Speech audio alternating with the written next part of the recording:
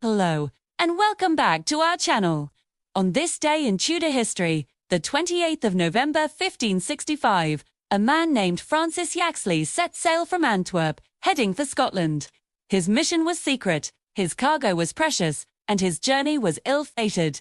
Yaxley was a member of Parliament and a political agent, a man deeply entangled in the web of Tudor court politics. He was carrying a substantial amount of gold, a gift from Pope Pius IV intended for Mary, Queen of Scots. But neither Yaxley nor the gold would ever reach their destination. His ship was caught in a violent storm, wrecked off the coast of Northumberland. And his story became another dramatic footnote in the turbulent tale of the Tudors. So, who exactly was Francis Yaxley, and what was he doing on this dangerous mission? Let's dive into the story of this ambitious and ultimately tragic figure.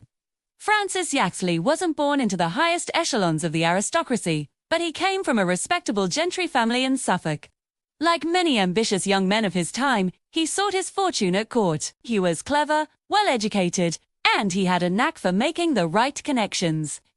His early career saw him serving William Cecil, Queen Elizabeth I's chief advisor. This was a prime position for an aspiring courtier. Working for Cecil gave Yaxley an inside look at the machinery of government and brought him into contact with the most powerful people in the kingdom. He served as a clerk of the signet, a role that involved handling the monarch's personal correspondence and documents, a position of immense trust, too. He also became a member of Parliament for Dunwich in 1558 and later for Stamford in 1559, which shows he was a man of some standing and political influence. However, Yaxley was a man of divided loyalties. While he served the Protestant regime of Elizabeth I, his personal sympathies lay with the old Catholic faith. This was a dangerous position to be in during the English Reformation, where religious identity could determine one's rise or fall, and in some cases, life or death. Yaxley was a classic example of a church papist, someone who outwardly conformed to the new Church of England to avoid punishment, but secretly remained Catholic in his heart. This internal conflict would ultimately define his career and lead to his downfall.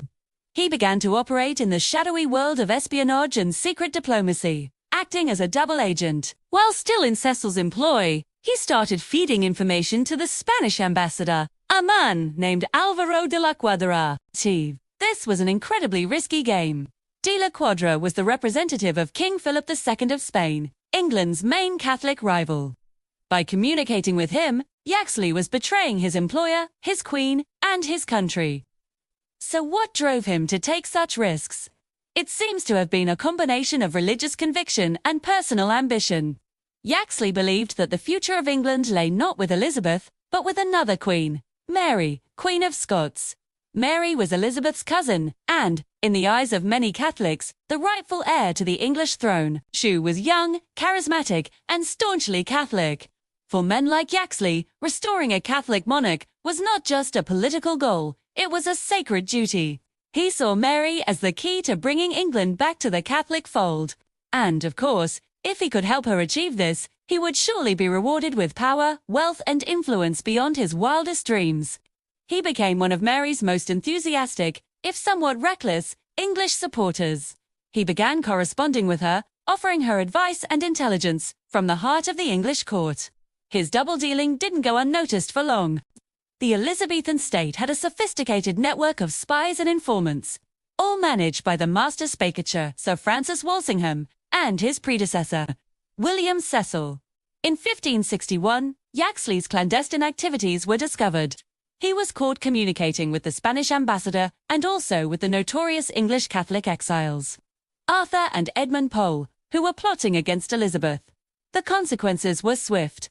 Yaxley was arrested and thrown into the Tower of London. He was interrogated and under pressure. He confessed to his dealings with the Spanish and his support for Mary, Queen of Scots. He admitted to encouraging Mary's claim to the English throne and advising her on how to press it. For this treasonous behavior, he was fortunate to escape with his life.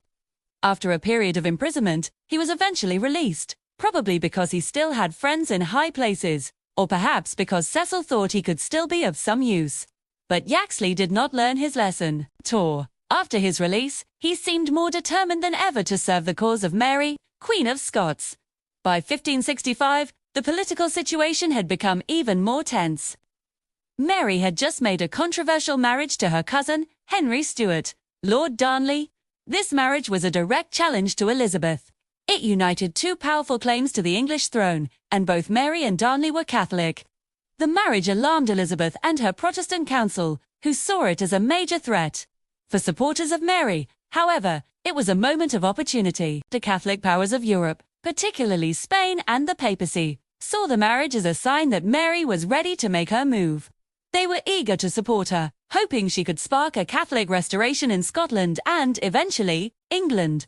This is where Francis Yaxley re-enters the story, ready for his final, fatal mission.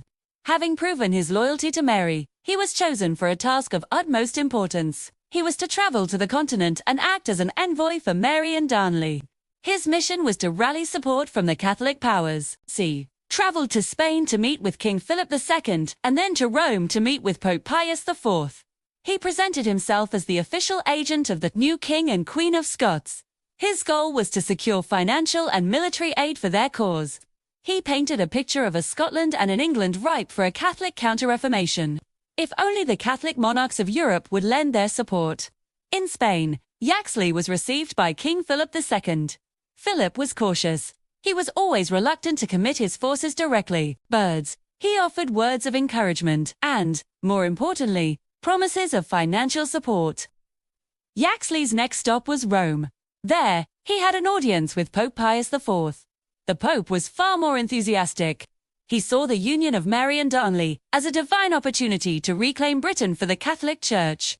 He promised a substantial sum of money to aid their cause, a figure often cited as 20,000 crowns, which was a huge amount of money at the time. The Pope didn't just give him money, he also gave him his blessing, and entrusted Yaxley with delivering this vital financial aid directly to Mary in Scotland.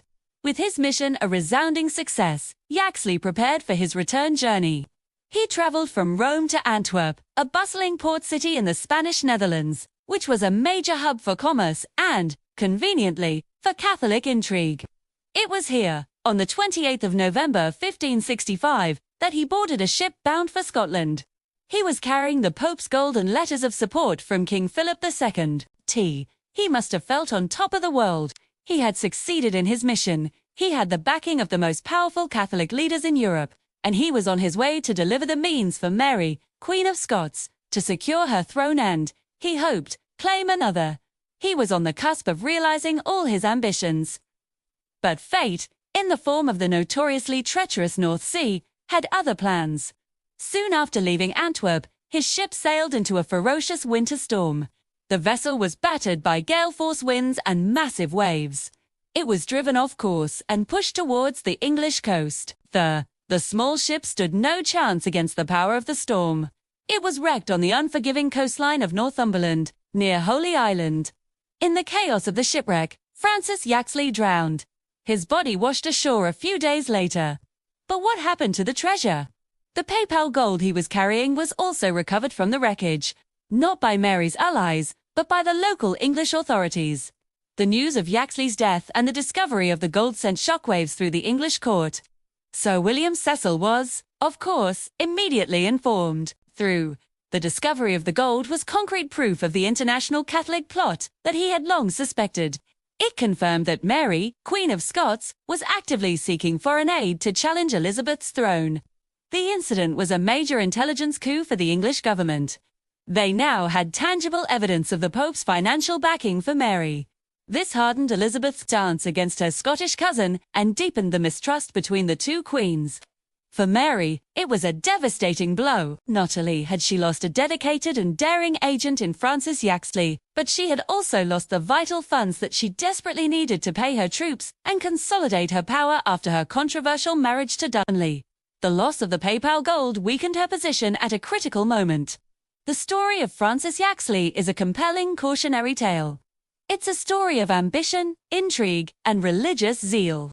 He was a man who tried to play a dangerous game of double allegiance, caught between his service to a Protestant queen and his devotion to a Catholic one. His tragic end in the cold waters of the North Sea serves as a stark reminder of the high stakes involved in the political and religious conflicts of the Tudor era.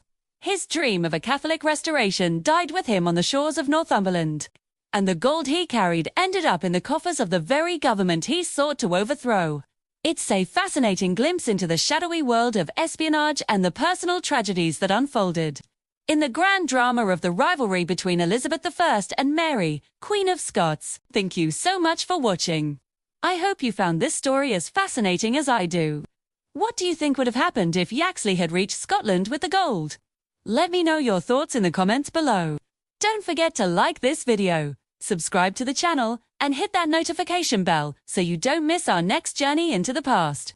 We'll see you next time.